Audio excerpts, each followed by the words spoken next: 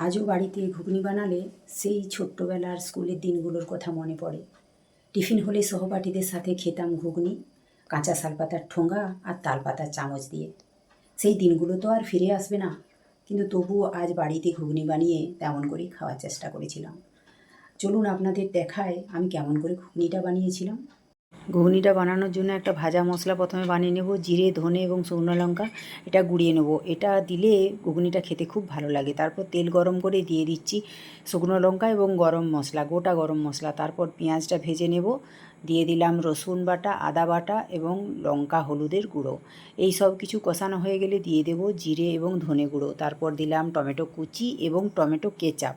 এই সব দিয়ে ভালোভাবে কষিয়ে নেব। যত ভালোভাবে কষাবো ঘুগনির স্বাদও তত ভালো হবে। এখানে আমার কষানো হয়ে গেছে। স্বাদের জন্য দিলাম অল্প চিনি। তারপর সেদ্ধ করে রাখা আলু মটর দিয়ে কষিয়ে ওপর থেকে মশলাটা দিয়ে দিলাম।